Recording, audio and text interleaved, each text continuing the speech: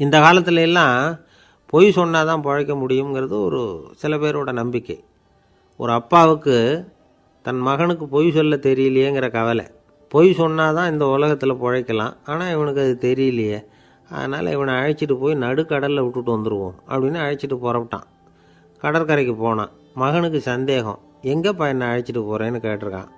கடலில் மீன் பிடிக்க கற்றுக் கொடுக்க போகிறேன் உனக்கு அப்படின்னானா. நான் ஏற்கனவே மீன் பிடிச்சிட்டேனேன்னானா இவன் மகன். எங்கே அதுன்னு கேட்டிருக்கான் அப்பங்காரன்.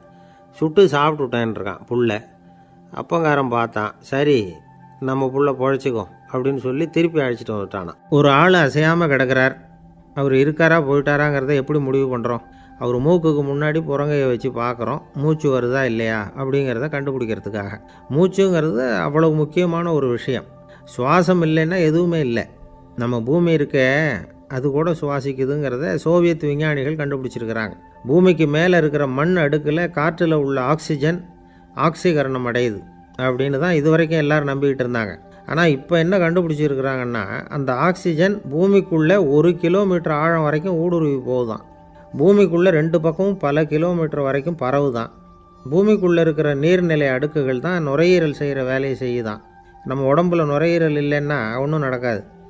ஒரு மரத்தை தலைகீழாக தொங்க போட்டால் எப்படி இருக்கும் அப்படி யோசிச்சு பாருங்கள். அப்படி தான் இதுவும் நுரையீரலும் அப்படி தான் இருக்கும். வலது பக்கம் ஒன்று, இடது பக்கம் ஒன்று. வலது பக்கம் நுரையீரல் கொஞ்சம் பெருசாக இருக்கும். நுட்பமான நரம்பு குழாய்கள் அதில் இருக்கும். கோடிக்கணக்கான நுண்ணிய குழாய்களை வச்சுக்கிட்டு தான் அது வேலை செய்யுது. 25 கோடி குழாய்கள் இருக்கும். அதை அப்படியே முழுசாக பிரித்து பரப்புனா ஒரு டென்னிஸ் கோர்ட்டில் பாதி பரப்பளவு இருக்குமா. நுரையீரல் நிறம் கருஞ்சிவப்பு தான். புகை அதிகமாக உள்ளே போச்சுன்னா அது கருப்பாயிடுது. காற்றுல உள்ள பிராணவாயுவை இது இழுத்து எடுத்துக்கிட்டு ரத்தத்தை சுத்தப்படுத்துகிற முக்கியமான வேலையை இது செய்யுது. அசுத்த காற்றை வெளியில் அனுப்பி வச்சுருது. ஒருத்தர் வேகமாக ஓடி வரார், அவருக்கு மூச்சு இறைக்கும். பயங்கரமாக எதையாவது பார்த்து விடுறார், உடனே மூர்ச்சி ஆகிடுவார். இது மாதிரி சமயங்களில் வேறு எந்த தூண்டுதலும் இல்லாமல் நுரையீரல் தானாகவே இயங்கும். இப்படி ஒரு அவசியம் ஏற்படுறப்போ இயக்கத்தை தூண்டி விடுற முக்கியமான இணைப்பு மூளைக்கு கீழே முதுகு எலும்புக்கு மேற்பகுதியில் இருக்குது. அது உடனே சுவாசத்துக்கு அவசர உதவியை கொடுக்குது. இப்போ ஒருத்தர் பேசாமல் உட்காந்துருக்கார். இந்த சமயத்தில் அவருக்கு 1 பங்கு காற்று தேவைப்படுதுன்னு வச்சுக்கோங்க. அவர் எழுந்திரிச்சு நடக்கும் பொழுது 1.5 மடங்கு தேவைப்படும். ஓடினார்னா 3 மடங்கு தேவைப்படும். படுத்துருக்கிறப்ப 1/2 மடங்கு தான் தேவைப்படும். இதுக்கு நிமிஷத்துக்கு 16 தடவை மூச்சு விட்டாகணும். இப்படி சாதாரணமாக உள்ளே இழுக்கிற காற்று கொஞ்சம்தான் இருந்தாலும் இது மாதிரி 8 மடங்கு காற்றை உள்ளே இழுத்து வச்சுக்கிற சாமர்த்தியம் நுரையீரலுக்கு இருக்குதான். தண்ணி, நுண்கிருமிகள், ரசாயன பொருள் இப்படி எது உள்ளே போனாலும் நுரையீரல் சமாளிச்சுக்கும். 30 வருஷமாக விடாத புகை பிடிக்கிறவர் தொடர்ந்து உள்ளே அனுப்பி வைக்கிற புகையை கூட சமாளிக்குதுன்னா பார்த்துங்களேன். உள்ளே போகிற புகை நுட்பமான சுவாச முடிச்சுகளை அழிச்சுடுது. கறி புகை அது மேலே படிஞ்சு உபயோகம் இல்லாமல் பண்ணிவிடுது. ஆனாலும் தேவைக்கு அதிகமாக 8 மடங்கு கூடுதலாக சுவாச முடிச்சுகள் நம்ம உடம்புக்குள்ளே இருக்கிறதுனால சமாளிக்க முடியுது. சமாளிக்க முடியலன்னா சில சமயம் மூச்சு திணறும். அதை ஒரு எச்சரிக்கையாக எடுத்துக்கிட்டு புகை பிடிக்கிற பழக்கத்தை விட்டுடணும். அதுதான் நல்லது. ஆனால் அப்படி யார் விடுறது? இணை பிரியாத 2 நண்பர்கள் இருந்தாங்களாம். 2 பேரும் விடாமல் சிகரெட்டு குடிக்கிறவங்க. அதில் ஒருத்தன் செத்து போட்டான். இன்னொருத்தன் அதுக்கப்புறம் 2 சிகரெட்டாக குடிக்க ஆரம்பித்தானான். ஏன் இப்படி பண்ணுறேன்னு கேட்டிருக்காங்க. நான் ஒரு சிகரெட்டு தான் குடிக்கிறேன், செத்து போன என்னுடைய ஃப்ரெண்டு இருக்கானே செத்து போனவன், அவனுக்காக இன்னொரு சிகரெட்டு குடிக்கிறேன் அப்படின்னு நானா. இது ரொம்ப ஆபத்து, விட்டுடு அப்படின்னு சொல்லியிருக்காங்க. சரின்னு ஒத்துக்கிட்டான். ஆனால் அதுக்கப்புறமும் ஒரு சிகரெட் வீதமாக குடிச்சிக்கிட்டே இருந்தான். சிகரெட்டு பழக்கத்தை நீ இன்னும் விடலையான்னு கேட்டாங்களாம். அந்த பழக்கத்தை நான் எப்போ விட்டுட்டேன், இப்போ நான் குடிக்கிறது என் ஃப்ரெண்டுக்காக அப்படின்னு நானா. இவங்கெல்லாம் எப்படி திருந்துறது? என்னை விட யோக்கியம் இந்த உலகத்தில் வேறு யாரும் இல்லை சார் அப்படின்னார் ஒருத்தர். அவரை விட அயோக்கியன் வேறு யாரும் இருக்க முடியாதுங்கிற முடிவுக்கு கேட்டவங்க வந்துட்டாங்களாம். மனுஷனுக்கு இருக்கிற ஒரு மிகப்பெரிய குறையே தன்கிட்ட இருக்கிற குறை அவனுக்கு தெரியாமல் போகிறது தான். ஆனால் அடுத்தவங்ககிட்ட இருக்கிற குறை இவனுக்கு தெளிவாக தெரிஞ்சிடும். ஒரு ஒட்டகம் ஒரு கொக்கை பார்த்து ஒரு கேள்வி கேட்டுதான். என்ன கேள்வி தெரியுமா? உன் கழுத்து ஏன் இப்படி வளைஞ்சி போயிருக்குது அப்படின்னு கேட்டிருக்கு. இதுக்கு உடம்பே வளைச்சல். இது போய் கொக்கை கிண்டல் பண்ணுது. இன்றைக்கி மனித சுபாவமும் கிட்டத்தட்ட இப்படி தான் இருக்குது. இந்த உலகத்தில் குறையில்லாத மனிதர்கள் யாரும் கிடையாது, நாம் உள்பட அப்படிங்கிறத முதல்ல நாம் நல்லா புரிஞ்சுக்கணும். ஒரு ஊரில் ஒரு விற்பனை நிலையம் இருந்தது. செல்ல பிராணிகளை விற்பனை செய்கிற நிலையம் அது. நாய், கிளி, பூனை இப்படி நிறைய வச்சு விற்பனை பண்ணிகிட்டு இருக்கிறாங்க. நாய்க்குட்டி விற்பனை செய்கிற பகுதியில் ஒரு சிறுவன் நின்றுக்கிட்டு இருந்தான். விற்பனை செய்கிற ஆளுகிட்ட விலை கேட்டுக்கிட்டு இருந்தான். அதோ இருக்குதே அந்த நாய்க்குட்டி என்ன விலை அப்படின்னு கேட்டானா. 1000 ரூபா அப்படின்னாரான். சரி அது வேணாம், இது என்ன விலைன்றிருக்கான். 500 ரூபா அப்படின்னாரான். இந்த சின்ன பையன் கையில் வச்சுருந்தது வெறும் 50 ரூபா தான். அதனால் இதை விட குறைச்சலாக கிடைக்குமான்னு பார்த்துருக்கான்.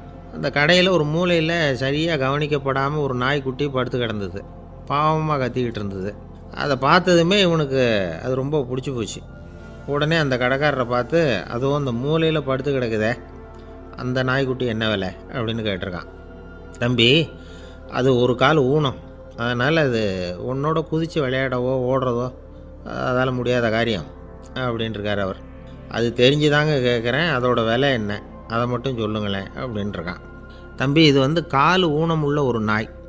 இதை போய் காசு கொடுத்து வாங்கிறதுக்கு யாராவது பிரியப்படுவாங்களா? இதை நான் உனக்கு இலவசமாகவே தர்றேன், எடுத்துகிட்டு போ அப்படின்னாரான்.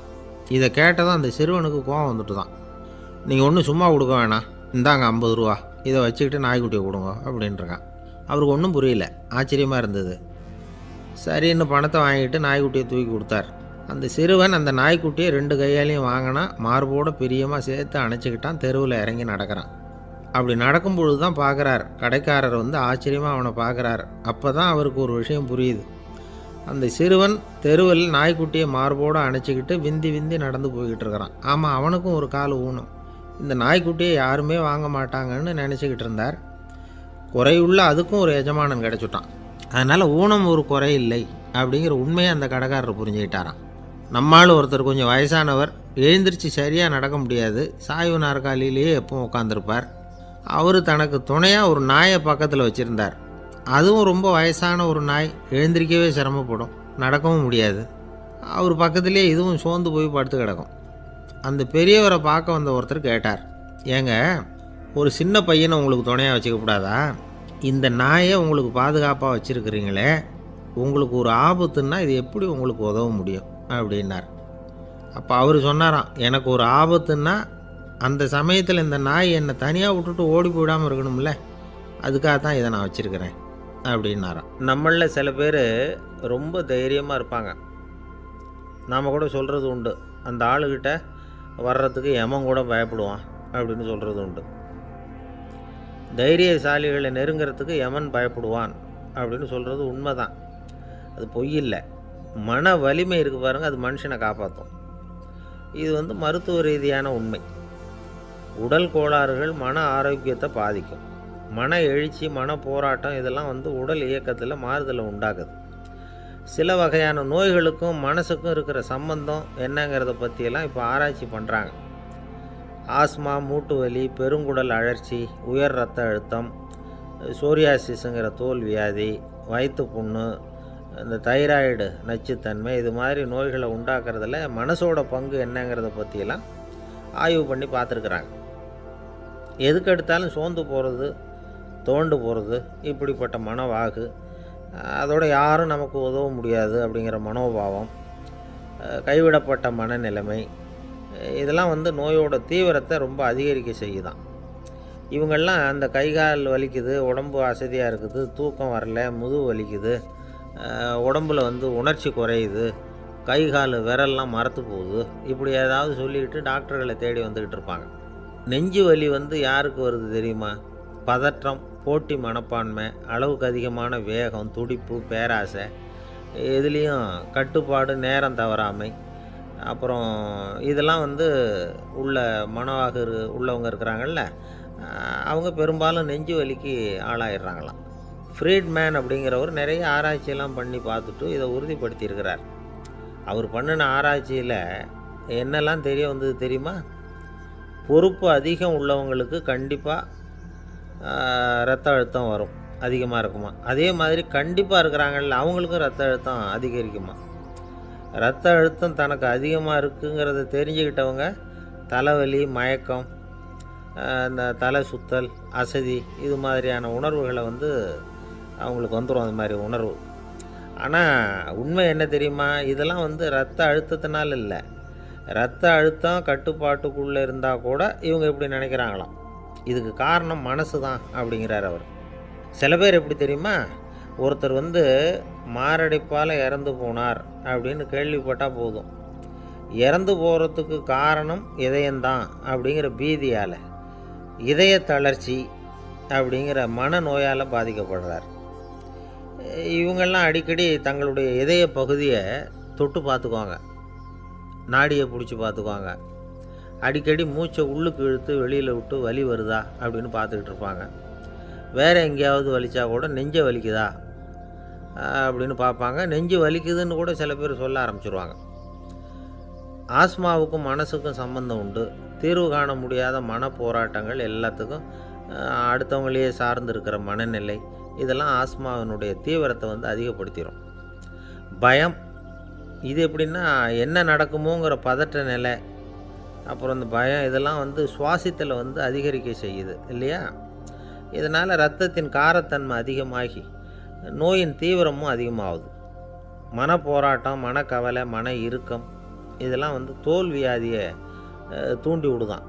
இது மாதிரி இன்னும் எவ்வளவோ இருக்குது. அதனால் இன்றைக்கி நமக்கு தேவை என்னென்னா மன வலிமை, மலர்ந்த முகம். இது ரெண்டும் இருந்துட்டுதுன்னா பலவிதமான நோய்கள் நம்மக்கிட்ட நெருங்கி வராது. டாக்டர், என்ன நெருங்காமல் இருக்கிறதுக்கு நான் ஒரு காரியம் பண்ணுறேன் அப்படின்னார் ஒருத்தர். அவர் என்ன அர்த்தத்தில் சொன்னார்னா, டாக்டர் அவரை நெருங்காமல் இருக்கிறதுக்கு அவர் ஒரு காரியம் பண்ணுறாராம். நண்பர்கிட்ட சொன்னார். நண்பர் கேட்டார், அது என்ன காரியம் பண்ணுற அப்படின்னு கேட்டார். தினம் ஒரு ஆப்பிள் பழம் சாப்பிட்றேன்னார் அவர். ஏன்னா ஆங்கிலத்தில் ஒரு பழமொழி சொல்லுவாங்கள்ல, an apple a day keeps doctor away அப்படிம்பாங்க. ஒரு ஆப்பிள் பழம் சாப்பிட்டா டாக்டர் விலகியே இருப்பார், டாக்டர்கிட்ட போக வேண்டிய அவசியம் இருக்காது அப்படிங்கிறதுக்காக அந்த பழமொழி சொல்கிறது. என்ன, நான் யாருமே நெருங்காமல் இருக்கிறதுக்கு நான் ஒரு காரியம் பண்ணுறேன்னார் இன்னொருத்தர். டாக்டர் நெருங்காமல் இருக்கிறதுக்கு ஆப்பிள் பழம் சாப்பிட்றேன்னார் அவர். என்னை யாருமே நெருங்காமல் இருக்கிறதுக்கு நான் ஒரு காரியம் பண்ணுறேன்னார் இன்னொருத்தர். அது என்னன்னு கேட்டோம். தினம் ஒரு பூண்டு சாப்பிட்றேன்னார். ஏ கார்லிக் எ டே கீப்ஸ் எவ்ரிபடி அவே அப்படின்னு அதுக்கு ஒரு புது விளக்கமும் கொடுத்தார். காசி மாநகரத்தை பிரம்மதத்தன் அப்படிங்கிற ராஜா ஆட்சி பண்ணிட்டு வந்தார். அவர் ஒவ்வொரு வருஷமும் ஒரு திருவிழா நடத்துறது வழக்கம். எல்லா தேசத்திலிருந்தும் எல்லா வகையான ஜனங்களும் அதில் கலந்துக்குவாங்க. ஒரு சமயம் அது மாதிரி விழா நடந்துக்கிட்டு இருந்தது. வைகுண்டத்திலேருந்து தேவலோகத்திலேருந்து நிறைய தேவகுமாரர்கள்லாம் காசி நகருக்கு அப்போது வந்திருந்தாங்க. அதில் முக்கியமாக ஒரு 4 தேவகுமாரர்கள். அந்த 4 பேரையும் சுற்றி ஏகப்பட்ட கூட்டம். அப்படி என்ன விசேஷம் அவங்கக்கிட்ட அப்படின்னா, மற்றவங்கள விட அவங்க முகம் அழகாக இருந்ததா அப்படி பார்த்தா அப்படியும் இல்லை. அவங்க அணிஞ்சிருந்த மலர் மாலைகள் தான் அதுக்கு காரணமாக. அந்த மலர்கள்லேருந்து அப்படி ஒரு அபூர்வமான நறுமணம். இதுக்கு முன்னாடி இப்படி ஒரு நறுமணத்தை அந்த ஊர் ஜனங்க அனுபவிச்சதே இல்லை. அதுதான் அந்த 4 பேரையும் சுற்றி கூட்டம். எல்லோரும் கேள்வி கேட்க ஆரம்பித்தாங்க. உடனே அந்த 4 தேவகுமாரர்களும் எல்லாருக்கும் தெரியும்படியாக வானத்தில் எழும்பி கொஞ்சம் உயரமாக நின்றுக்கிட்டாங்க. கீழே நின்றுக்கிட்டு இருந்த அரசன்லேருந்து ஆண்டி வரைக்கும் ஒருத்தர் பாக்கி இல்லாமல் ஒரே குரலில் எல்லாரும் அவங்கள பார்த்து, எங்களுக்கும் இது மாதிரி மாலையை போட்டுக்கணும்னு ஆசையாக இருக்குது, அதுக்கு நீங்கள் தான் அருள் பண்ணணும் அப்படின்னு கேட்டுக்கிட்டாங்க. மாலை போட்டுக்கிறதுனா எல்லாருக்கும் ஆசையாக தானே இருக்கும். அந்த 4 தேவகுமாரர்களில் ஒருத்தர் புத்தர் பிரான். அவர் சொன்னார், பூலோகவாசிகளே, நான் சொல்கிறத கொஞ்சம் பொறுமையாக கேளுங்க. கக்காரு அப்படிங்கிற கற்பக விருட்சத்தின் மலர்களால் தொடுக்கப்பட்டது இந்த மாலை. இதுக்கு நிறைய சக்தி உண்டு. எந்த காலமும் இது வாடாது, வாசனையும் குறையாது. ஆனால் இதை அணிந்து கொள்கிறதுக்கு சில தகுதிகள் தேவை அப்படின்னார். என்ன தகுதி அது சொல்லுங்களேன் அப்படின்னு ஏக காலத்தில் எல்லாரும் சத்தம் போட்டாங்க. தீய இயல்புகள் உள்ளவங்க, இழிந்த சிந்தனை, இழிந்த செயல் உள்ளவங்க இந்த மாலையை அணிய முடியாது அப்படின்னார். அவ்வளோதான். கூட்டத்தில் சத்தம் போட்டவங்கள்லாம் மெதுவாக அப்படி அடங்க ஆரம்பிச்சிட்டாங்க. இன்னொரு தேவகுமாரன் சொன்னார், அடுத்தவங்க பொருளை அபகரிக்காதவன், அடுத்தவங்களுக்கு கெடுதல் பண்ணக்கூடிய பொய் பேசாதவன், பேராசையினால் கெட்ட வழியில் பொருள் ஈட்ட நினைக்காதவன் இந்த மாலையை போட்டுக்கலாம் அப்படின்னார். கூட்டத்திலேருந்து யாரும் முன்னுக்கு வரல. ஒரே ஒரு ராஜகுரு மட்டும் கொஞ்சம் முன்னாடி வந்தார். பெரியவர், படித்தவர் அவர். எனக்கு தகுதி இருக்குது அந்த மாலையை போட்டுக்கிறதுக்கு அப்படின்னார். வேறு ஒன்றும் இல்லை, பொய் சொல்லியாவது அந்த மாலையை வாங்கிக்குவோமே அப்படின்னு முடிவு பண்ணிட்டார் அவர். அவ்வளோதான், மாலையை வாங்கிட்டார். அடுத்த தேவகுமாரன் பேசினார். யாருக்கு திடமான அறிவும் மனமும் இருக்குதோ, யாருக்கு நல்ல காரியங்களில் அசையாத ஈடுபாடு இருக்குதோ, நல்ல அரிய பொருள்களை தனியாக தான் மட்டும் அனுபவிக்க விரும்பாதவர் யாரோ அவர் முன்னாடி இந்த மாலையை வாங்கிக்கலாம் அப்படின்னார். அந்த தகுதியும் எனக்கு இருக்குன்னார் ராஜகுரு. மாலையை வாங்கி போட்டுக்கிட்டார். இன்னொரு ராஜகுமாரன் பேச ஆரம்பித்தார். அறநெறியில் செல்வம் சேர்க்கணும், ஆடம்பர பொருள்களுக்கு அடிமையாகக்கூடாது, வெற்றி அடைஞ்சாலும் கர்வம் வரக்கூடாது, அப்படிப்பட்டவங்க இந்த மாலையை போட்டுக்கலாம்னார். துணிஞ்சு பொய் சொல்லி அதையும் வாங்கி கழுத்தில் போட்டுக்கிட்டார் இந்த ராஜகுரு. இன்னொரு ராஜகுமாரன் சொன்னார், சான்றோர்களை நிந்திக்காதவங்க, புறம் பேசாதவங்க இந்த மாலையை போட்டுக்கலாம்னார். அதையும் வாங்கி போட்டுக்கிட்டார். திருவிழா முடிஞ்சுது, எல்லோரும் திரும்பி போயிட்டாங்க. மறுநாள் ராஜகுரு 4 மாலைகளையும் போட்டுக்கிட்டு ராஜசபைக்கு வரார். வந்தவர் ரொம்ப அவஸ்தையோடு வர்றார். மாலையெல்லாம் வாடி போயிட்டுது, வாசனை எதுவும் கிடையாது. அது மட்டும் இல்லை, அவருக்கு கடுமையான தலைவலி வேறு வந்துட்டுது. துடிச்சு போயிட்டார். மாலையை கழட்டவும் முடியல. ஜனங்கள்லாம் அவரை பார்த்து சிரிக்க ஆரம்பிச்சிட்டாங்க. என்னத்துக்கு ஆசைப்படணும், ஏன் இப்படி கஷ்டப்படணும் அப்படின்னு. ராஜா பார்த்தார். மறுபடியும் விழாவுக்கு ஏற்பாடு பண்ணினார். தேவகுமாரர்கள்லாம் வந்தாங்க. ராஜகுரு வந்தார். மக்கள் முன்னிலையில் அவங்க காலில் விழுந்தார், மன்னிப்பு கேட்டுக்கிட்டார். இந்த மாலையை போட்டுக்கிற தகுதி எனக்கு இல்லை. தகுதி இல்லாத ஒருத்தன் தகாத தகுதியை பொய் மூலம் பெறணும்னு ஆசைப்படுறாங்களே, அவங்களுக்கெல்லாம் என்னுடைய தண்டனை ஒரு எச்சரிக்கையாக இருக்கட்டும்னார். அதுக்கப்புறம் தேவகுமாரர்கள் அவர் கழுத்தில் இருக்கிற மாலையை கழட்டினாங்களாம். அந்த மாலைகளும் பழையபடி மனம் கொடுக்க ஆரம்பிச்சுட்டு தான். இதிலேருந்து நாம் தெரிஞ்சுக்க வேண்டியது என்னென்னா, நமக்கு தகுதி இல்லாத ஒரு கௌரவம் நம்மக்கிட்ட தானாக வந்தால் கூட அதை தவிர்த்து விடுறது தான் நல்லது. அதுதான் புத்திசாலித்தனம். ஒருத்தர் வந்தார். சார், எங்கள் இலக்கிய மன்ற விழாவுக்கு நீங்கள் தலைமை தாங்கணும்னார். உடனே இவர் சொன்னார், பேச்சாளர், சார், இலக்கியத்தை பற்றி பேசுகிற தகுதி எனக்கு இல்லையே அப்படின்னார். உடனே அவர் கூப்பிட வந்தவர் சொன்னார், அந்த தகுதி உங்களுக்கு இல்லைங்கிறது எங்களுக்கும் தெரியும் சார், அதனால தான் உங்களை தலைமை தாங்க கூப்பிட்றேன் அப்படின்னார். அது சரி, தலைமைன்னா அதுக்கு இவர் என்ன தான் அர்த்தம் பண்ணுறாருன்னு தெரியல. ஒரே ஒரு ஊரில் ஒரு ராஜா இருந்தார். அவர் பேரில் மக்களுக்கு ரொம்ப மரியாதை. அவ்வளவு நல்லா ஆட்சி புரிஞ்சிக்கிட்டு வந்தார். அவருக்கு வயசாகிட்டுது. அதனால் ஒரு நாள் அமைச்சரை கூப்பிட்டார். இதை பாருங்கள், எனக்கு வயசாகிட்டுது, அதனால் இந்த அரச பொறுப்பையெல்லாம் நீங்கள் ஏற்றுக்குங்க அப்படின்னார். அதுக்கப்புறம் ராணியை கூப்பிட்டார். வா, நாம் இனிமேல் இங்கே இருக்க வேணாம், காட்டுக்கு போய் தவம் பண்ணலாம் அப்படின்னு கூப்பிட்டார். இந்த செய்தி மக்களுக்கு அறிவிக்கப்பட்டது. மக்கள் உடனே கூட்டம் கூட்டமாக அரண்மனைக்கு வர ஆரம்பிச்சிட்டாங்க. மன்னரை போய் பார்க்குறாங்க. அரசே, தாங்கள் எங்களுக்கு தந்தை மாதிரி. நீங்கள் காட்டுக்கு போயிட்டால் நாங்கள்லாம் இங்கே எப்படி இருக்க முடியும்? எங்களுக்கெல்லாம் எந்த துன்பமும் இல்லாமல் பார்த்துக்கிட்டு வர்றீங்க. இது மாதிரியான ஒரு அரசாட்சி இல்லைன்னா மக்கள் வாழ்ந்து என்ன பயன் அப்படின்னாங்க.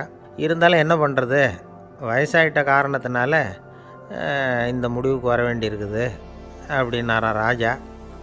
அப்படின்னா நீங்கள் காட்டுக்கு போக வேணாம், நாங்கள் போகிறோம். நாங்கள் அங்கே போய் தவம் பண்ணுறோம், வழிபாடு பண்ணுறோம். கடவுள் வருவார், அவர்கிட்ட வரம் வாங்கிட்டு வந்துடுறோம் அப்படின்னாங்களாம். அப்படி சொல்லிவிட்டு உடனே எல்லோரும் காட்டுக்கு போனாங்க. நாட்டு மக்கள் எல்லாரும் ஒட்டு மொத்தமாக காட்டில் உட்காந்துக்கிட்டு தவம் பண்ணுறதை பார்த்தார் கடவுள். உடனே புறப்பட்டு வந்தார். எல்லோரும் இப்படி உட்காந்துருக்கிறீங்களே, என்ன வேணும் உங்களுக்கு அப்படின்னு கேட்டார். உடனே மக்கள் எல்லாரும் ஒரு குரலில் சொன்னாங்க, சுவாமி, எங்கள் மன்னன் ரொம்ப நாளைக்கு நல்லபடியாக இருக்கணும். அவர் மகிழ்ச்சியாகவும் உடல் நலத்தோடும் இருந்தால் தான் நாங்கள் அமைதியாக வாழ முடியும் அப்படின்னாங்க. சரி, அதுக்கு என்ன செய்யணும் அப்படின்னார் ஆண்டவன். எங்கள் மன்னருக்கு இன்னும் ஒரு 100 வருஷம் ஆயுளை கொடுங்க அப்படின்னாங்க. அவ்வளவு தானே, சரி அப்படியே ஆகட்டும் அப்படின்னு சொல்லிவிட்டு ஆண்டவன் போயிட்டார். மக்கள் மகிழ்ச்சியோடு திரும்பி வந்தாங்க. மன்னா, கடவுள் வரம் கொடுத்துட்டார், நீங்கள் 100 வருஷம் வாழ போகிறீங்க அப்படின்னாங்க. இதை கேட்டதும் ராணி ராஜாவை வணங்கி, நான் தவம் செய்ய போகிறேன் அப்படின்னு புறப்பட்டாங்க. உடனே மக்கள் என்ன நினச்சாங்க தெரியுமா? ஐயோ, நாம் ராஜாவுக்கு மட்டும்தானே நீண்ட ஆயுள் வேணும்னு வரம் வாங்கினோம், ராணிக்கு வாங்கலையே, அதுதான் கோபத்தில் புறப்பட்டாங்க போல இருக்குது அப்படின்னு நினச்சி வருத்தப்பட்டாங்க. ஆனால் ராணி நினச்சது அது இல்லை. ராணி போய் தவம் பண்ணாங்க, கடவுள் காட்சி கொடுத்தார். இவங்க கேட்குறாங்க, சுவாமி, ராஜாவுக்கு மட்டும் 100 வருஷம் ஆயுள்னு வரம் கொடுத்துட்டீங்க, அப்படின்னா குடிமக்களும் 100 வருஷம் இருக்கணும். இப்படிப்பட்ட குடிமக்கள் இல்லைன்னா அப்படிப்பட்ட அரசன் இருந்து என்ன பிரயோஜனம் அப்படின்னாங்களாம். ஆண்டவன் பார்த்தார். சரி, அவங்களும் 100 வருஷம் வாழ்வாங்க, அது மட்டும் இல்லை, நீயும் 100 ஆண்டு காலம் வாழ வரமளிக்கிறேன் அப்படின்னு சொல்லிவிட்டு மறைஞ்சிட்டார்.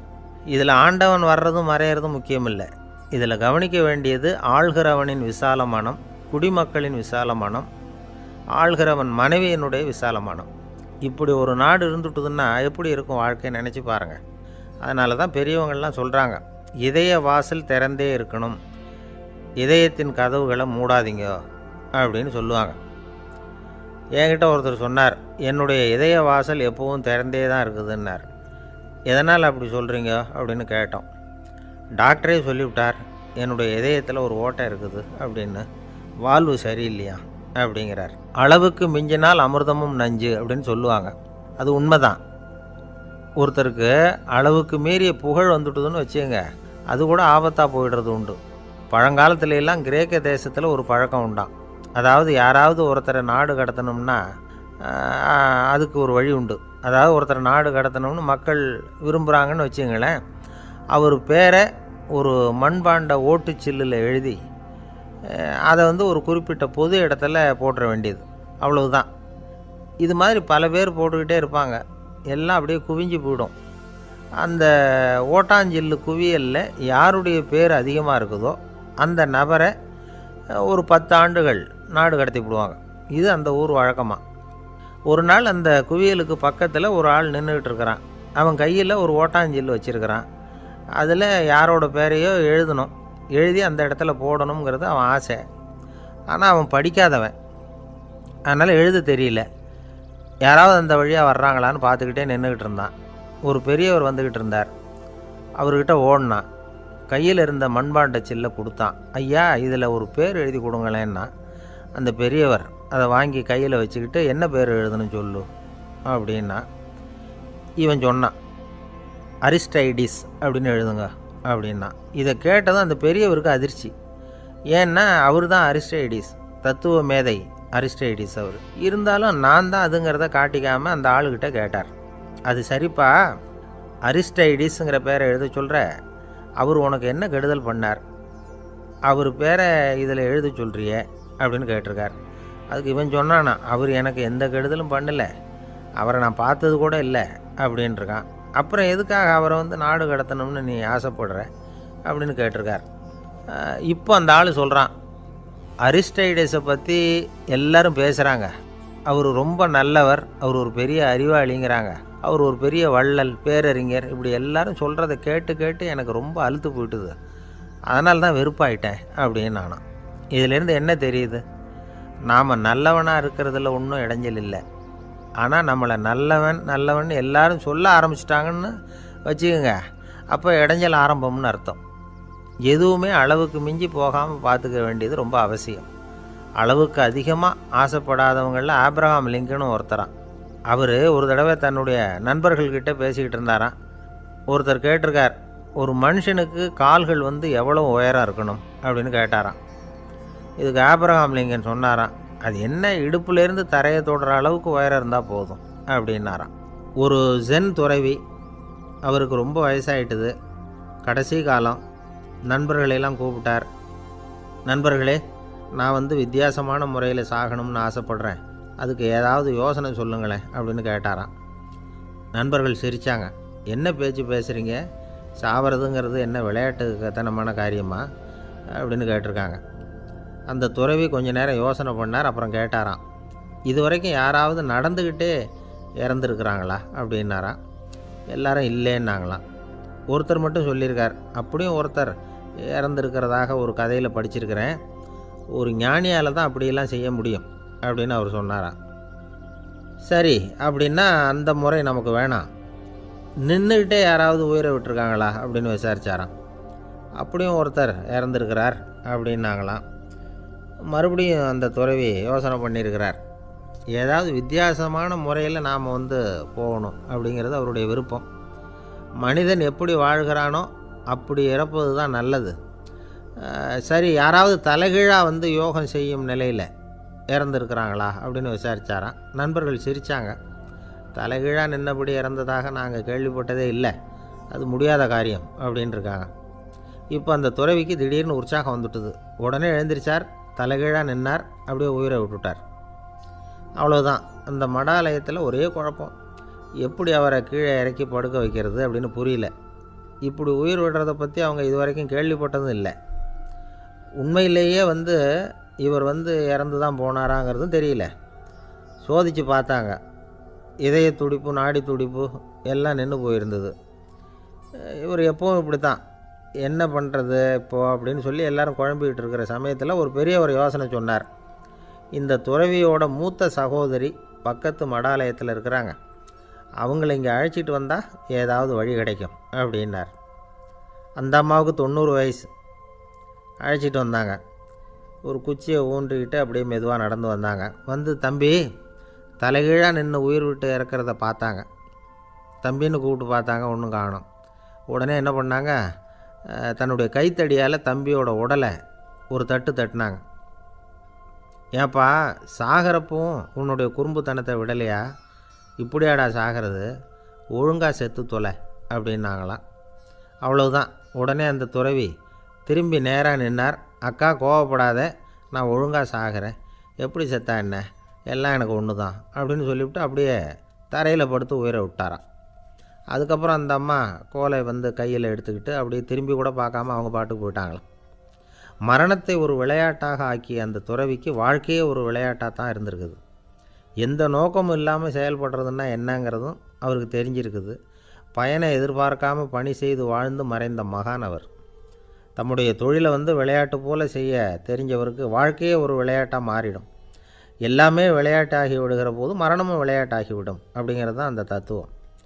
ஆனால் அதுக்கு முன்னாடி உங்களுக்குள்ளே இருக்கிற உண்மையான நடிகனை வந்து நீங்கள் அடையாளம் கண்டுபிடிக்கணும். நீங்கள் நடிக்க வேண்டியதே இல்லை, நீங்கள் ஏற்கனவே நடிச்சுக்கிட்டு தான் இருக்கிறீங்க. நீங்கள் இந்த உண்மையை தெரிஞ்சுக்கணும், அவ்வளவுதான். இதுதான் ஞானிகளுடைய கருத்து. நீங்கள் தெருவில் நடந்து போயிட்டுருக்கிறீங்க, எதிரில் வர்றவர் உங்களை பார்த்து எப்படி இருக்கிறீங்கன்னு கேட்குறார். நல்லா இருக்கிறேங்கிறீங்க. உண்மையிலேயே நாம் நல்லா இருக்க மாட்டோம், ஏதாவது உடம்புல கோளாறு இருக்கும். ஆனால் அப்படி சொல்லுவோம் நல்லா இருக்கிறேன் அப்படின்னு. அது நடிப்பு தானே. உங்களை சந்தித்ததில் ரொம்ப மகிழ்ச்சி அப்படின்னு சொல்கிறோம். உடனே கொஞ்சம் நிதானமாக யோசித்து பாருங்கள், உண்மையிலேயே உங்கள் மனசு மகிழ்ச்சி அடைஞ்சுட்டுதா? அது நடிப்பு தானே. வாழ்க்கையை சரியாக புரிஞ்சுக்கிட்டால் எல்லாமே நடிப்புங்கிறது புரியும். கல்யாண பத்திரிக்கை அனுப்பியிருந்தேனே, ஏன்டா வரலன்னு கேட்டான் ஒருத்தன். வந்திருந்தேனே அப்படின்னானா இவன். டேய் ஏன்டா போய் சொல்கிற, நான் பத்திரிக்கையே உனக்கு அனுப்பலையே அப்படின்ட்டுருக்கான் அவன். அதுக்கு இவன் சொன்னானா, பத்திரிக்கை அனுப்புனேன்னு நீ போய் சொல்கிறப்போ கல்யாணத்துக்கு வந்தேன்னு நான் போய் சொல்லக்கூடாதா அப்படின்னானா. ஒரு பெரிய பியானோ கலைஞர் வியன்னாவில் இருந்தார். ரொம்ப புகழ்பெற்ற இசை கலைஞர் அவர். இங்கிலாந்து மகாராணி விக்டோரியா அவருடைய சங்கீதத்தை கேட்கணும்னு ஆசைப்பட்டாங்க. அவரை அரண்மனைக்கு கூப்பிட்டாங்களாம். பியானோ வாசிக்க சொல்லி கேட்டாங்களாம். இவரும் ரொம்ப பிரமாதமாக வாய்ச்சி காட்டியிருக்கார். உடனே பாராட்டி பரிசுகள்லாம் கொடுத்து அனுப்புனாங்களாம். அந்த இசையை கேட்குறதுல அரசிக்கு ரொம்பவும் ஆர்வம் உண்டு.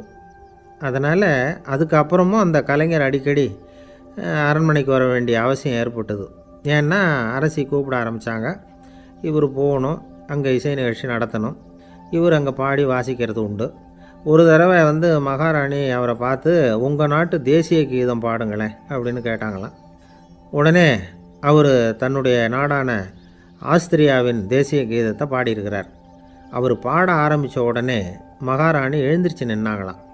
அதுக்கு மரியாதை செலுத்துகிற நோக்கத்தோடு பாட்டு முடிகிற வரைக்கும் அப்படியே நின்றுக்கிட்டு இருந்தாங்களாம். இதுதான் அந்த அரசியினுடைய பெருந்தன்மை. அதாவது நாட்டுப்பற்றுங்கிறது அந்த அளவுக்கு அப்படி இருக்கணும். இப்படி ஒரு அரசியே நம்ம நாட்டு தேசிய கீதத்துக்கு எழுந்திரிச்சு நின்று மரியாதை செலுத்துகிறாங்க அப்படிங்கிறத புரிஞ்சிக்கும் பொழுது அந்த முதிய கலைஞரின் மகிழ்ச்சிக்கு அளவே இல்லையாம். அதுக்கப்புறம் அந்த பியானோ கலைஞர் ஒரு நாள் தன்னுடைய நண்பர் ஒருத்தர்கிட்ட பேசிக்கிட்டு இருந்தாராம். அப்போ சொன்னாராம், மகாராணியார் வந்து எனக்கு எவ்வளவோ பரிசுகள்லாம் கொடுத்துருக்குறாங்க. ஒரு தடவை எனக்கு வைரக்கல் பதித்த அணி ஒன்றை கூட பரிசாக கொடுத்தாங்க. ஆனால் அதை விட உயர்ந்த விலை மதிக்க முடியாத அணி என்ன தெரியுமா, நான் என்னுடைய நாட்டு தேசிய கீதத்தை நான் பாடுறப்போ அவங்க எழுந்திரிச்சு நின்று மரியாதை செலுத்தினாங்களே, அதுதான் எனக்கு கிடைச்ச மிகப்பெரிய பரிசு அப்படின்னாராம். எனக்கு தெரிஞ்ச சங்கீத வித்வான் ஒருத்தர் இருக்கார். சமீபத்தில் ஒரு நாள் அவரை பார்த்தேன். எப்படி போயிட்டுருக்கு உங்கள் தொழில் அப்படின்னு கேட்டேன். ரொம்பவும் வித்தியாசமாக போயிட்டுருக்குங்க அப்படின்னார். என்ன சொல்கிறீங்க அப்படின்னேன். முன்னாடியெல்லாம் நான் பாடினா எதிரில் இருக்கிறவங்க தான் எழுந்திரிச்சு போயிட்டு இருந்தாங்க. இப்போ எப்படின்னா நான் பாட ஆரம்பிச்சுட்டா உடனே பக்கவாத்தியக்காரனே எழுந்திரிச்சு போயிடுறான் அப்படின்னார் ரொம்ப வேதனையோட. பொங்கல் திருநாள், பொங்கல் திருநாள்னால் இது ஏதோ அறுவடை திருநாள் அப்படின்னு சொல்லுவோம். அதாவது வருஷம் பூரா நாம் பாடுபட்டு அதனுடைய பலனை அனுபவிக்கிற நாள் அப்படிங்கிறது நாம் சொல்லிகிட்டு இருக்கிறது. இது முக்கியமாக இது ஒரு நன்றி அறிவிப்பு நாள் அப்படின்னு சொல்லுவாங்க. இன்றைக்கி நிறைய நன்றி அறிவிப்பு கூட்டம்லாம் நடந்துக்கிட்டு இருக்குல்ல, அது மாதிரி விவசாயிகள் நடத்துகிற ஒரு நன்றி அறிவிப்பு விழா இது. யாருக்கு நன்றி சொல்கிறாங்கன்னா ஆதவனுக்கு. அதாவது சூரியன் இல்லைன்னா விவசாயம் இல்லை. அதனால் ஆதவனுக்கு நன்றி செலுத்துகிற நாளாக இந்த பொங்கல் திருநாளை நாம் கொண்டாடுறோம். அதாவது இந்த பொங்கலில் விவசாயிகள்கிட்டேருந்து நிறைய பண்புகளை நாம் தெரிஞ்சுக்க வேண்டிய நாள் இது. விவசாயிகள் அவங்க விவசாயம் முன்னேறி இருக்கிற அளவுக்கு விவசாயிகளுடைய வாழ்க்கை தரம் முன்னேறலை. அந்த அளவுக்கு அவர்கள் நாட்டுக்காக உழைச்சிக்கிட்டு இருக்கிறாங்க. அந்த காலத்திலே அதை பற்றி ஒரு கதை சொல்கிறது உண்டு. ஒரு வயசான ஆள் நிலத்தில் ஏறு உழுதுகிட்டு இருந்தாராம். கிழிஞ்சு போன ஒரு சின்ன துண்டை தான் இடுப்பில் கட்டியிருந்தாராம். தலையில் ஒரு கந்தலை சுற்றி இருந்தார். உடம்பு பூரா சேரு, ரொம்ப ஏழை. ஏறு ஓட்டிகிட்டு இருக்கிறவர் வேறு எப்படி இருப்பார்? இருந்தாலும் அந்த ஆள் ரொம்ப ஜாலியாக பாட்டு பாடிக்கிட்டே ஏறு உழுதுகிட்டு இருந்தாராம். உடம்புல தான் அவர் ஏழையை தவிர மனசில் ஒரு ஏழையாக தெரியல. அந்த சமயத்தில் அந்த நாட்டு ராஜா அந்த பக்கமாக குதிரை மேலே வந்தாராம். வேட்டைக்கு போயிட்டு பரிவாரங்களோடு திரும்பி வந்துக்கிட்டு இருக்கிறார். ரொம்ப செல்வ செழிப்பில் இருக்கிற ராஜா அவர் இந்த வயசான விவசாயியை பார்த்துருக்கார். இந்த ஆள் ரொம்பவும் ஏழைங்கிறது அவர் பார்த்தாவே பளிச்சுன்னு தெரியுது. கட்டிக்கிறதுக்கு நல்ல துணி இல்லை, உடம்போ இழைச்சி போயிருக்குது, வயிறு முதுகில் போய் ஒட்டிக்கிட்டு இருக்கு, கண்ணு குழி விழுந்து போயிருக்குது. ஆனாலும் முகத்தை பார்த்தா சந்தோஷமாக இருக்கிற மாதிரி இருக்குது.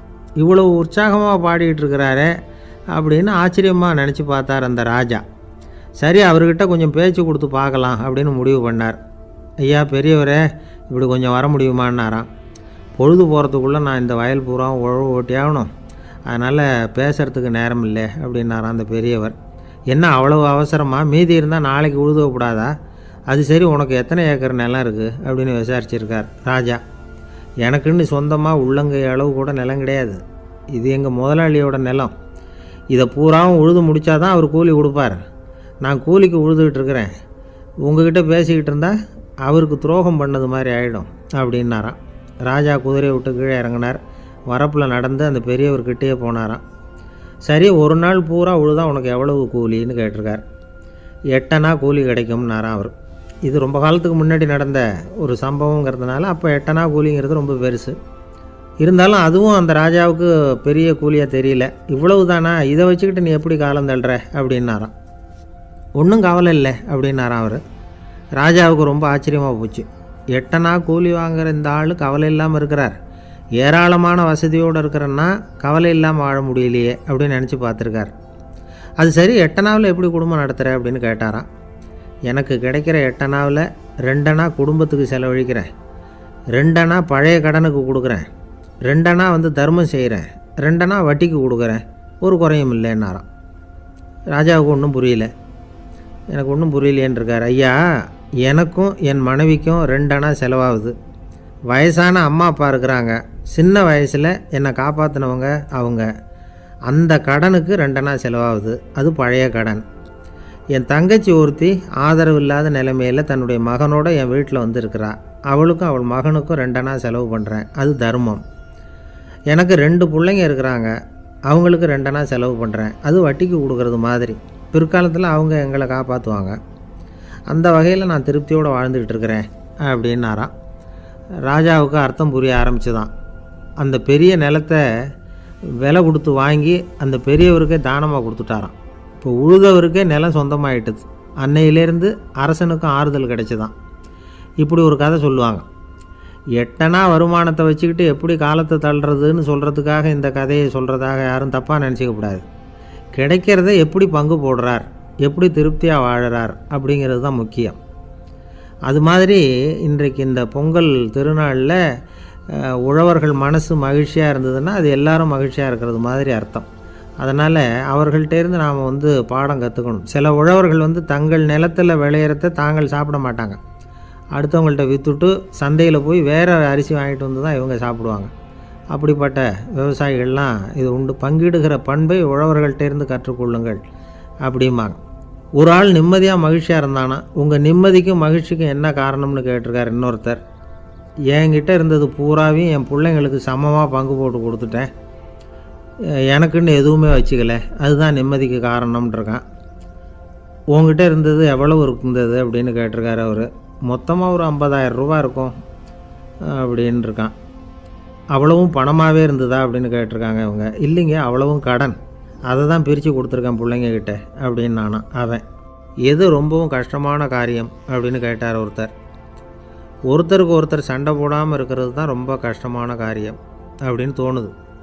ஒரு நாட்டுக்கும் இன்னொரு நாட்டுக்கும் சண்டை, நாட்டுக்குள்ளேயே ஒரு குரூப்புக்கும் இன்னொரு குரூப்புக்கும் சண்டை. ஏன் சண்டை போட்டுக்கிறீங்கன்னு கேட்டு பாருங்கள். நாங்கள் சமாதானத்துக்காக தான் சண்டை போட்டுக்கிறோம் அப்படிம்பாங்க. வாழறதுக்காக பிறந்த மனுஷன் லட்சியத்துக்காக உயிரை விட தயார் அப்படின்னு சொல்லிகிட்டு இருப்பான். அப்படி உயிரை விடுறவங்கள நாமளும் பாராட்டுவோம். ஆனால் ஒன்றும் இல்லாத விஷயங்களுக்கெல்லாம் சண்டை போடுறவங்களெல்லாம், அப்படிப்பட்டவங்களையும் சரி உயிரை விடுறவங்களையும் சரி என்னென்னு சொல்கிறது, யுத்தங்களாலேயும் சண்டைகளாலேயும் நாம் அடையிறது என்னங்கிறது ஒரு பக்கம் இருக்கட்டும், இழக்கிறது என்ன தெரியுமா? ஏராளமான உயிர்கள். ரத்தம் சிந்துறதுக்கு நான் தயார் அப்படின்னு மார்தட்டி சொல்லலாம். ஆனால் ரத்தம் சிந்தினா உயிர் காத்துக்கிட்டு இருக்க தயார் இல்லை. அதாவது உயிர் நமக்காக காத்துக்கிட்டு இருக்க தயார் இல்லை. இழக்கிற ரத்தத்தை ஈடுகட்டினா தான் உயிரை காப்பாற்ற முடியும். அதனால் இது சம்மந்தமாக ஆராய்ச்சி செய்கிற கட்டாயம் ஏற்பட்டு போச்சு. அதோட விளைவாக புதுசாக ஒன்றை கண்டுபிடிச்சிருக்கிறாங்க. அதுதான் செயற்கை ரத்தப்பொடி. இப்போ இந்த திடீர் சாம்பார் பொடி, திடீர் ரசப்பொடி, திடீர் காப்பி பொடி இப்படிலாம் சொல்கிறோம்ல, அது மாதிரி இது திடீர் ரத்தப்பொடி. இஸ்ரேல் ஒரு சின்ன நாடு, மக்கள் தொகை குறைச்சல், அதோட போர்கள் வேறு. அதனால் காயம்பட்டவங்களை காப்பாற்றியே தீர வேண்டிய கட்டாயம். காப்பாற்றணும்னா ரத்த இழப்பை தடுக்கணும். அப்படின்னா உடனடியாக புது ரத்தம் செலுத்தி ஆகணும். திடீர்னு ரத்தம் வேணும்னா எங்கே போகிறது? அதுவும் கிடைக்கிற ரத்தம் சேர்கிற குரூப்பாக இருக்கணும். ஒரு வேடிக்கை பார்த்தீங்களா, நான் வேறு குரூப்பு நீ வேறு குரூப்புன்னு இவன் சண்டை போடுறான். இதில் அடிபட்டவனுக்கு ரத்தம் கொடுக்க போனால் அதுலேயும் அது வேறு வேறு குரூப்பாக இருக்குது. அது ரத்தமும் வேறு வேறு குரூப்புன்னு சொல்லிகிட்டு இருக்குது. எந்த குரூப்பு ரத்தம் வேணும்? அது உடனடியாக கிடைக்கலன்னா என்ன பண்ணுறது? இப்படிப்பட்ட கஷ்டம்லாம் நமக்கு வந்துடுது. இதுக்காக தான் விஞ்ஞானிகள் இந்த ரத்த பொடியை கண்டுபிடிச்சிருக்கிறாங்க. அதாவது ஒரு ஆள் அடிபட்டு போட்டான்னு வச்சுங்களேன், அவனுக்கு ரத்தம் கிடைக்கல, உடனே என்ன பண்ணலாம்? இந்த சுத்தப்படுத்தப்பட்ட தண்ணீரை கொஞ்சம் எடுத்துக்க வேண்டியது, அதில் இந்த ரத்த பொடியை கரைக்க வேண்டியது. இப்போ இந்த செயற்கை ரத்தம் தயாராகிட்டுது. இதை அந்த ஆள் உடம்புல ஏற்றி விட்டுற வேண்டியது. இயற்கையாக நம்ம உடம்பில் இருக்கிற ரத்தம் என்னென்ன வேலை செய்யுதோ அதே வேலையை இதுவும் செய்யும். அதாவது ஆக்சிஜனை உடம்புல எல்லா இடத்துக்கும் எடுத்துகிட்டு போகுது. அந்த வேலையை இந்த செயற்கை ரத்தமும் செஞ்சுருது. ஆனால் ஒரு விஷயம், இந்த செயற்கை ரத்தம் ஒரு அவசரத்துக்கு தான் உபயோகப்படுத்தலாம், ஒரு முதல் உதவி மாதிரி. அதை அப்படியே நிரந்தரமாக விட்டுற முடியாது. பின்னாடி தேவையான குரூப்பு உண்மையான ரத்தம் கிடைச்ச உடனே அதை செலுத்திக்கணும். உண்மையான ரத்தத்தை 20லேருந்து 40 நாள் வரைக்கும் தான் பாதுகாக்க முடியும். அதுவும் குளிர்பதன பெட்டியில். அதுக்குள்ளே உபயோகப்படுத்தலைன்னா அது வீணாக போயிடும். இந்த ரத்த பொடி அப்படி இல்லை, எவ்வளோ நாள் வேணும்னாலும் அப்படியே வச்சுருக்கலாம். குளிர்பதன பெட்டியும் தேவையில்லை. ஆனால் ஒன்று, இது தண்ணியில் கலந்து செயற்கை ரத்தமாக ஆக்கிவிட்டா அதோட வலு 72 மணி நேரம் தான். அதாவது 3 நாள். அதுக்குள்ளே அந்த ஆசாமியை எங்கேயாவது ஆஸ்பத்திரிக்கு தூக்கிட்டு போய் உண்மையான ரத்தத்தை கொடுத்துடணும். சண்டையில் அடிபடுறவங்க, சாலை விபத்தில் அடிபடுறவங்க, இவங்களுக்கெல்லாம் அவசரத்துக்கு கை கொடுத்து உதவுறது இந்த செயற்கை ரத்த பொடி. அதுக்கப்புறம் நாம் கொடுக்குற ரத்தம் தான் அவங்கள காப்பாற்றணும். இன்றைக்கி ரத்தத்தை தானமாக கொடுக்க தயாராக இருக்கிற நல்ல உள்ளங்கள் ஏராளம். எவ்வளவு ஆக்சிடெண்ட்டு, ஆப்ரேஷன், இதில் சம்மந்தப்பட்டவங்களை காப்பாற்றுறது நாம் தானமாக கொடுக்குற ரத்தம் தானே. ஒரு ஆக்சிடெண்ட்டு, ஒரு ஸ்கூட்டர் ஒரு ஆள் மேலே மோதி விட்டுது, பார்த்து வரக்கூடாதா அப்படின்னா அந்த ஆள், நீ தான் பார்த்து நடக்கணும், ஏன்னா 20 வருஷமாக நான் அந்த ஸ்கூட்டரை ஓட்டிகிட்டு இருக்கிறேன் அப்படின்னானா இவன். இதுக்கு அவன் சொன்னானா, நீ தான் பார்த்து ஓட்டணும், ஏன்னா 40 வருஷமாக நான் இப்படி நடந்துக்கிட்டு இருக்கிறேன் அப்படின்னானா. ஒரு ஊரில் ஒரு ராஜா இருந்தார். பெரிய அரண்மனையில் தான் இருக்கிறார். எல்லா வசதியும் இருந்தது. இருந்தாலும் அவர் எல்லாரும் சொல்கிறது எப்படி தெரியுமா? பிச்சைக்கார ராஜா. அப்படி ஒரு பேர் அவருக்கு நிலச்சி போச்சு. ஜனங்களும் சரி, மற்ற தேசங்களில் உள்ளவங்களும் சரி, அவர் அந்த பேர் சொல்லியே குறிப்பிடுறது வழக்கமாக போட்டுது. இது அவருக்கு ரொம்ப கவலையாக போச்சு. என்ன இது, நம்மளை தேடி வர்றவங்களுக்கெல்லாம் நாம் சோறு போடுறோம், நம்ம புகழ்ந்து பாடல் ஏற்றி கொண்டு வர்ற புலவர்களுக்கெல்லாம் அவங்க எப்படி வந்தாலும் ஒருவேளை சோறு போடணுங்கிறது உத்தரவு. இவ்வளவுலாம் செஞ்சும் நம்மளை போய் பிச்சைக்கார ராஜான்னு எல்லாரும் சொல்கிறாங்களே, அது ஏன், எதுக்காக இப்படி சொல்கிறாங்க? இதுதான் ராஜாவுக்கு குழப்பம். சரி, இதை பற்றி நம்ம அமைச்சர்கள்கிட்ட கேட்கலாமா அப்படின்னு யோசனை பண்ணார். இந்த விஷயத்தை போய் அவங்கக்கிட்ட எப்படி கேட்குறதுன்னு அவருக்கு தயக்கமாக இருந்தது. கௌரவ குறைச்சலாக தெரிஞ்சுது அவருக்கு. சரி, சாதாரண குடிமக்கள்கிட்ட இதை பற்றி கேட்கலாமா அப்படின்னு யோசனை பண்ணார். கேட்கலாம், ஆனால் அவங்க யாரும் ராஜா முன்னாடி வந்து நின்று தைரியமாக பேசக்கூடிய அளவுக்கு இல்லை.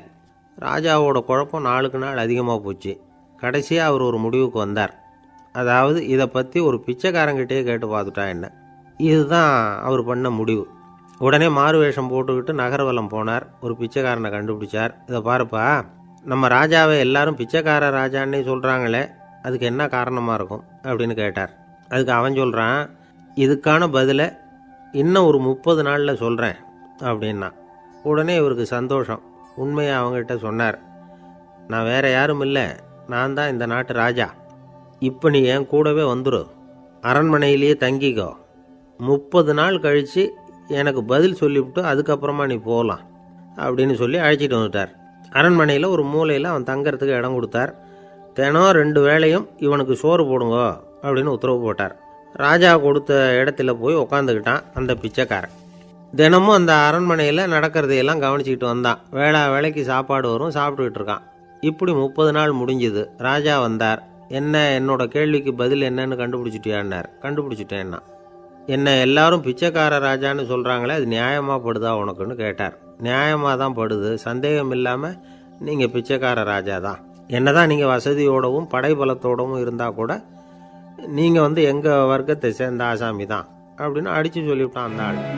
என்னால் அப்படி சொல்கிறேன்னு கேட்டார் இவர். அரசே, ஒரு உண்மையை கண்டுபிடிச்சி சொல்கிறதா ஒரு நாள் சொன்னேன். ஒரு நண்பரை சந்திச்சேன். நீங்க ராஜ பரம்பரை, உங்க வீடு எதுன்னு உங்களுக்கு தெரியுமா சார்? கிடக்கிற முத்துமாலையை கை அவர் என்ன ஒரு மாதிரியா பார்த்தார். பொன்னையும் அவர் சொன்னார், தெரியும் அப்படின்னாரு. சரி, உங்க தொலைபேசி எண் உங்களுக்கு தெரியுமான்னு. அதுவும் தெரியும். சோறு போட சொன்னீங்க. உங்க மனைவி மக்கள் யார் யாருன்னு உங்களுக்கு தெரியுமான்னு கேட்டேன். என்ன ஒரு மாதிரியா பார்த்தார். அப்புறம் சொன்னார், அதுவும் தெரியும் சார் அப்படின்னார். சரி, நீங்க யாருன்னு உங்களுக்கு தெரியுமான்னு கேட்டேன். இப்பதான் அவர் முடிக்க ஆரம்பிச்சார். உலகம் அவர் மட்டும் அப்படி இல்ல, நாம எல்லாருமே அப்படிதான். எதிரில் நிக்கிறது யாருங்கிறது தெரியும், நாம யாருன்னு நமக்கு தெரியாது. உண்மையிலேயே நாம யார்? இந்த கேள்விக்கான பதில தான் வாழ்க்கை பூரா நாம தேடிட்டு இருக்கிறோம். புத்தர் என்ன சொல்றாரு தெரியுமா? நீங்க கடவுளை பத்தி கவலைப்பட தேவையில்லை, உங்களை பத்தின கவலை உங்களுக்கு இருந்தா போதும் அப்படிங்கிறார். பாராட்ட வர்றவங்களுக்கு நான் யார், எனக்கு ஏன் இந்த கவலை அப்படின்னு உங்களை நீங்களே கேட்டுக்குங்க அப்படிங்கிறார். யாராவது ஒருத்தர் நாம ஏன் கடவுளை படைச்சோம்? சாப்பாடு போட்டு அனுப்புவார். அது ஒரு நழுவல் முயற்சியா, அதாவது தன்னிடமிருந்து தானே தப்பிக்கிற ஒரு முயற்சியா. இப்படிதான் அதை சொல்றாங்க அறிஞர்கள்லாம். இவர் அழைச்சிட்டு வந்து மக்கள் பொய்யான பிரச்சனைகள்ல ஆர்வமா இருக்கிறாங்க, அதுக்கு தீர்வு காணவும் முயற்சி பண்றாங்க. கடவுளை பத்தி விவாதிக்க எல்லாருக்கும் விருப்பம், தன்னுடைய சுயம் பற்றிய பிரச்சனையே இருக்கிறது இல்ல. ஒரு நாள் அவர் ஆகக்கூடிய விஷயம் என்னன்னா, கடவுள் சமாளிப்புக்கு பயன்படுத்தப்படுகிறார். எங்க வீட்டு சாப்பாடு மனவியல் என்ன சொல்லுது தெரியுமா? கடவுள், சொர்க்கம், மறுபிறவி இத பத்தி எல்லாம் பேச ஆரம்பிக்கிறவங்க யார் தெரியுமா? ரொம்ப பரிதாபமா, போருக்கு போறவன், துன்பத்துல சிக்கி கஷ்டப்படுறவன், நோய் படுக்கையில விழுந்தவன், இவங்கதான். நாம அனுபவத்திலேயே பாக்குறோம் இதையெல்லாம். கடவுளை துணைக்கு கூப்பிடுறவங்க யாருன்னு கவனிச்சு பாருங்க. பரீட்சை எழுத போறவன், வேலை தேடி அலையிறவன், பண நெருக்கடியில் இருக்கிறவன், விபத்துல சிக்கிக்கிட்டவன், இவங்கெல்லாம் தான். தேர்வுல வெற்றி பெற்றதும் அவரை துணைக்கு கூப்பிடுறது இல்ல, வேலை கிடைச்சதும் அவர் துணை தேவைப்படுறது இல்ல. ஏன் இப்படி? கொஞ்சம் யோசனை பண்ணி பாருங்க. துன்பம் வருகிற போது அந்த துன்பத்தை தவிர்க்க வேண்டிய நிலையில அதுல இருந்து நழுவி போறதுக்காக பிரார்த்தனை தேவைப்படுது. எல்லாம் நல்லபடியா நடக்கிறப்போ பிரார்த்தனை செய்யறது இல்ல. புத்தருடைய வழி என்ன தெரியுமா? அந்த வழியில கடவுளும் கிடையாது, பிரார்த்தனையும் கிடையாது. புத்தர் செய்தது இதைத்தான். அதாவது கடவுள் கிட்ட இருந்து மனிதனையும், மனிதன் கிட்ட இருந்து கடவுளையும் அவர் விடுவித்தார். புத்த மதம் என்ன சொல்லுது தெரியுமா? கடவுள் பிரச்சனை அல்ல, மனிதன் தான் உண்மையான பிரச்சனை அப்படின்னு சொல்லுது. உங்களை நீங்க நல்லா தெரிஞ்சுக்கிட்டா போதும், நீங்களே கடவுள் ஆயிடுவீங்க அப்படிங்கிறது தான் புத்த மதம். அதனால நமக்கு தேவை உள்முக பயணம். நான் யார் அப்படிங்கிற கேள்வியோட உள்ள போகணும். அங்க போனாதான் தெரியும் நான் அப்படின்னு அங்க யாருமே இல்லைங்கிறது. இதெல்லாம் புத்தர் சொல்லுகிற ஒரு தத்துவம். தத்துவம்னு சொன்னாவே நமக்கெல்லாம் அதை புரிஞ்சுக்கிறது கஷ்டம்தான். நம்ம பொறுத்த வரைக்கும் தத்துவம்ங்கிறதுல 2 வகை உண்டு. ஒன்னு தத்துவம், இன்னொன்னு மகா தத்துவம்.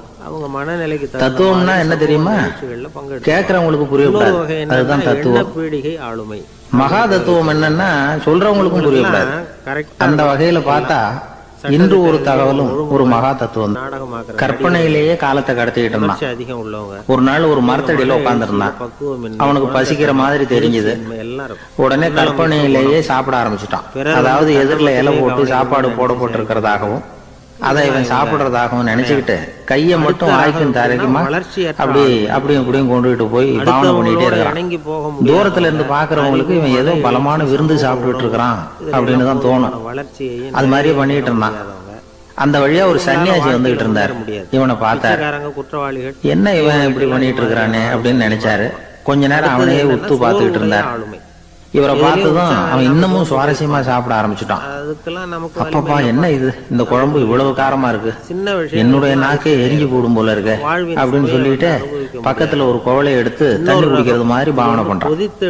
அப்பாடா இப்ப கொஞ்சம் பரவாயில்ல அப்படின்னு சொல்லிட்டு குவளையை கீழே வைக்கிறது மாதிரி ஒரு பாவனை பண்றான். சன்னியாசி பார்த்தார். என்னப்பா சாப்பாட்டுல காரம் அதிகமோ அப்படின்னார். ஆமா சுவாமி, ஞாபகம் மறதியில கொஞ்சம் மிளகாய் அதிகமா சேர்த்துக்கிட்டேன் அப்படின்னா. சரி சாப்பிடு அப்படின்னு சொல்லிட்டார். அவன் சாப்பிட்டு முடிக்கிற வரைக்கும் பொறுமையா உட்கார்ந்துருந்தார். அவன் அப்பாடா அப்படின்னு சொல்லிட்டு மறுபடியும் தண்ணி எடுத்து குடிச்சான். எல்லாம் கற்பனையிலேயே. அதுக்கப்புறம் சன்னியாசி பேச ஆரம்பிச்சார். இத பாருப்பா, உன்னுடைய கற்பனையை நான் வச்சுறேன், இருந்தாலும் உன் சாப்பாட்டுல ஒரு இனிப்பையும் வச்சிருக்கலாமே, ஏன் மிளகாய அளவுக்கு அதிகமா போட்டுட்டு அவஸ்தைப்படுறேன் அப்படின்னார். அவன் யோசிக்க ஆரம்பிச்சான். அதுக்கப்புறம் இவர் சொன்னார், இத பாருப்பா, இனிமேல உன்னுடைய கற்பனையும் உயர்ந்ததாக இருக்கட்டும் அப்படின்னு உபதேசம் பண்ணிவிட்டு போனார். எப்பவும் உயர்வை பத்தியே சிந்திக்கணும். உயர்வு கிடைக்கலன்னா கூட அப்படி சிந்திக்கிறத நிறுத்தக்கூடாது அப்படிங்கிறார் திருவள்ளுவர். உள்ளுவது எல்லாம் உயர் உள்ளல், மற்ற அது தள்ளினும் தள்ளாமை நிறுத்து. ஊக்கம் இல்லாம உலகத்துல வாழ்ந்து பிரயோஜனம் இல்லை. அதனால உயர்வாக சிந்திக்கணும். அது நம்மளை ஊக்கப்படுத்தும். இது பெரியோர் வாக்கு. இந்த உலகத்துல கற்பனையிலேயே வாழ்கிற சில கஞ்சர்களும் உண்டு. அதாவது ரெண்டு கஞ்சர்கள், ரெண்டு பேரும் பக்கத்து ஊர்ல இருந்தாங்க. பொங்கல் சமயம் ஒரு கஞ்சன் தன்னுடைய மகனை கூப்பிட்டான். இத பாருப்பா, பக்கத்து ஊர்ல என்னுடைய நண்பன் ஒருத்தன் இருக்கிறான், அவனுக்கு பொங்கல் பரிசு ஏதாவது கொடுக்கணும், நான் ஒரு 4 ஆட்டுக்குட்டியை தரேன், நீ கொண்டுட்டு போய் கொடுத்துட்டு வந்து விடுறியா அப்படின்னு கேட்டான். சரி நான் புள்ள, ஒரு பைய கையில எடுத்துக்கோன்னா அவன் எடுத்துக்கிட்டான். இந்த ஆட்டுக்குட்டி புடிச்சுக்கோ அப்படின்னு சொல்லி ஒவ்வொன்னா போடுறேன் பாரு அப்படின்னு சொல்லிட்டு 1 2 3 4 அப்படின்னு எண்ணிக்கிட்டே வெறும் சைகையாலேயே ஆட்டுக்குட்டியை புடிச்சு போடுறது மாதிரி பாவனை பண்ணிட்டு இருக்கிறான். அவன் புள்ளையும் அது ரொம்ப அக்கறையா வாங்கிக்கிறது மாதிரி வாங்கிட்டு அந்த பைய தூக்கிட்டு அடுத்த ஊருக்கு போறான். இவன் அங்க போய் சேர்ந்த நேரத்துல அந்த கஞ்சம் ஊர்ல இல்ல, எங்கேயோ வெளியில போயிருக்கிறான். அவனோட புள்ள மட்டும்தான் வீட்டுல இருந்தான். இவன் அவன்கிட்ட, இத பாரு, எங்க அப்பா உங்க அப்பாவுக்கு ஆட்டுக்குட்டி கொடுத்து அனுப்பி இருக்கிறாரு, குடிச்சுக்கோ அப்படின்னு சொல்லி பாவனையிலேயே ஒவ்வொன்னா எடுத்து அவன்கிட்ட கொடுத்துட்டான். அவனும் வாங்கிட்டான் வாங்குறது மாதிரி. அப்புறம் சொன்னான், சரிப்பா நானும் பதிலுக்கு ஏதாவது ஒண்ணுகிட்ட கொடுக்கணும் இல்லையா, அதனால அந்த பைய புடி, ஒரு 10 எலுமிச்சம்பழம் தரேன், பதிலுக்கு அதை நீ எடுத்துட்டு போ அப்படின்னு சொல்லி கையாலேயே ஒவ்வொன்னா எடுத்து போடுறது மாதிரி பாவனை பண்ணிவிட்டான். அவனும் ரொம்ப நன்றி அப்படின்னு சொல்லிவிட்டு அதை வாங்கிட்டு போயிட்டான். கொஞ்ச நேரம் கழிச்சு வெளியில போயிருந்த அப்பங்காரன் திரும்பி வந்தான். உள்ள சொன்னான், அப்பா உன்னோட நண்பர் அவருடைய மகன் மூலமா உனக்கு 6 ஆட்டுக்குட்டி கொடுத்து அனுப்பியிருந்தார், நானும் பதிலுக்கு ஒரு 10 எலுமிச்சம்பழம் கொடுத்து அனுப்பியிருக்கிறேன் அப்படின்னா. எப்படிடா கொடுத்தேன்னு கேட்டார் அப்பா. இப்படிதான் கொடுத்தேன்னு சொல்லி சைகையிலேயே காட்டினான். இத பார்த்ததும் அப்பங்காரனுக்கு பயங்கரமா கோபம் வந்துட்டு பலார்னு அரைஞ்சுட்டான் பையனு. ஏன்பா அரைஞ்ச, 10 எலுமிச்சம்பழம் கொடுத்துட்டேனே அப்படிங்கறதுக்காகவா அப்படின்னு கேட்டான். அது கூட பரவாயில்ல, நீ காட்டுற சைகையை பார்த்தா ஆரஞ்சு பழம் சைஸுக்கு இருக்குதே, அவ்வளவு பெருசா ஏன் கொடுத்த, அதுதான் எனக்கு கோபம் அப்படி. ஒரு சித்தர் இருந்தார், சூஃபி சித்தர். அவர் ஞானம் பெற்ற ஒரு சித்தர். ஒரு நாள் அந்த நாட்டு மன்னன் அவரை பாக்கிறதுக்காக வந்தான். என்ன வேணும் உனக்குன்னு கேட்டார். நான் கடவுளை பார்க்கணும், அதுக்கு நீங்க தான் உதவி பண்ணணும் அப்படின்னா அவன். சித்தர் கொஞ்சம் யோசனை பண்ணார். சரி போயிட்டு நாளைக்கு வாடினார். அதே மாதிரி மன்னன் போயிட்டு அடுத்த நாள் வந்தான். இங்க நீ என்னோட 1 வாரம் தங்கி இருக்க வேண்டியிருக்கும்னார். சரின்னா அப்படின்னு சொல்லுவாங்க. ஒரு பிச்சை பாத்திரத்தை தூக்கி கையில கொடுத்தாரு. சில வழிமுறையை சொல்லி வச்சிருக்காங்க. அவனுக்கு ஒன்றும் புரியல, இருந்தாலும் வாங்கிட்டான். இந்த பாவம் வாங்கிட்டு இதை என்ன செய்யணும் அப்படின்னு கேட்டான். அவ்வளவுதான், இதை ஒன்றும் செய்ய வேணாம், இதை எடுத்துக்கிட்டு பக்கத்துல உள்ள கிராமங்களுக்கு போ, வீடு வீடா பிச்சை எடுத்துக்கிட்டு வா, இல்லைன்னா அப்படி வந்த பிறகுதான் உனக்கு சாப்பாடும் ஓய்வும் கிடைக்கும். ரத்தத்துல சேர்ற ஒரு வாரம் இப்படி செய், அதுக்கப்புறம் 8வது நாள் நாம கடவுளை பத்தி யோசிக்கலாம் அப்படின்னாரு. தினமும் ஆகாரத்துல கோதுமை. இப்படி ஒரு சொன்னதை கேட்டதும் அந்த அரசனுக்கு அதிர்ச்சி ஆயிட்டு சேர்த்துக்கலாம், ஒரு மாதிரி ஆயிட்டான். தன்னுடைய சொந்த நாட்டுல சொந்த குடிமக்கள் கிட்ட போய் பிச்சை எடுக்கிறதா அப்படின்னு யோசனை பண்ணி பார்த்தான். அதுக்கப்புறம் மெதுவா அவன் அந்த சித்தரை பார்த்தான். ஐயா, சொன்னார், சொந்த நாட்டிலேயே பிச்சை எடுக்கிறதுன்னா எனக்கு ஒரு மாதிரியா இருக்கு, வெக்கமா இருக்கு. நான் வேணும்னா வெளி தேசத்துல எங்கேயாவது போய் பிச்சை எடுக்கவா அப்படின்னு கேட்டான். இதுக்கு அந்த சித்தர் ஒரு சம்மதிக்கல. இத பாரு, உன்னால பிச்சை எடுக்க முடியலன்னா பேசாம திரும்பி அரண்மனைக்கே போயிடு, அதுக்கப்புறம் கடவுளை பத்தி எல்லாம் பேசுறதுக்கு என்ன தேடிட்டு வரக்கூடாது அப்படின்னு. மன்னன் தயங்கினான், இருந்தாலும் மனசை சரி பண்ணிட்டு சம்மதிச்சான். சரிங்க, ஒரு வாரம் இங்க தங்குறேன், நீங்க சொல்றது மாதிரி பக்கத்து கிராமங்களுக்கு போறேன், வீடு வீடா பிச்சை எடுக்கிறேன் வர்றேன் அப்படின்னா. என்ன விஷயம்னு விசாரிச்சேன். ஒரு வாரம் தெரு தெருவா பிச்சை பாத்திரத்தோட அலைஞ்சான். சொந்த ஊர்ல சொந்த குடிமக்கள் கிட்ட பிச்சை எடுத்தான். 7 நாள் முடிஞ்சது. 8வது நாள் அந்த சித்தர் மன்னனை கூப்பிட்டார். வேறுபாடு வராம இருக்கிறது இப்படி வாழ்னார். வந்தான் அப்படின்னு கேட்டார். இனிமே நீ கடவுளை பத்தி என்கிட்ட கேட்கலாம்னா யோசனைகளை சொல்லி இருக்காங்க. இனிமே கேட்கறதுக்கு ஒண்ணுமே இல்லை சுவாமின்னா இவன். உங்க நண்பனுக்கு ஒரு வார காலம் பிச்சை எடுத்த பிறகுதான் கடவுளை காண முடியும் அப்படின்னு நான் கனவு கூட காணவில்லைன்னா, உங்க கைப்பட கடிதம் அப்படின்னா நீ பிச்சை எடுத்த காலத்துல அப்படி என்னதான் நடந்தது அப்படின்னு கேட்டார் அவரு. இன்னொருத்தர், சுவாமி, ஒரு வார காலம் பிச்சை எடுத்ததுல என்னுடைய ஆணவம் அழிஞ்சுட்டுது, அது இப்ப இருக்கிற இடமே தெரியல, கூட்டி குறைச்சி இப்ப அதை காணவே காணோம். அது குழப்பத்துல பிச்சைக்காரனா இருந்தப்போ பெற்றதை மன்னனாக இருக்கும் போது பெற முடியாதுங்கிறத புரிஞ்சுக்கிட்டேன் அப்படின்னா மன்னன். செய்யும் பொழுது அடக்கம் பிறந்தவுடன் தெய்வீக கதவுகள் திறந்து கொள்ளுகின்றன அப்படிங்கிறார் ஓஷோ. 3வது யோசனை, நம்மால் ஒருத்தன் ஆணவம் அழியணுங்கிறதுக்காக ஒரு திருவோட்டை எடுத்துக்கிட்டு தெரு தெருவா பிச்சை எடுக்க ஆரம்பிச்சான். இருந்தாலும் பரவாயில்ல, என்ன தெய்வீக கதவுகள் திறந்துதா அப்படின்னு கேட்டார் ஒருத்தர். தெய்வீக கதவு திறக்கிறதுக்கு முன்னாடியே எங்க வீட்டு கதவு சாத்திக்கிட்டு இருந்தான். நண்பருக்கு ஒரு பிரச்சனை, என்னடா சொல்றேன், இனிமே வீட்டுக்குள்ளேயே வர வேணாம், இதையே தொழிலா வச்சுக்கோ அப்படின்னு எங்க வீட்டுல சொல்லிவிட்டாங்க சார் அப்படின்னா அவருக்கு வந்து ஒரு மன நிறைவு உண்டாகும். 5வது யோசனை, உங்க நண்பர் ஏதோ ஒரு காரியத்தை செய்கிறார், நீங்க உடனே அவசரம்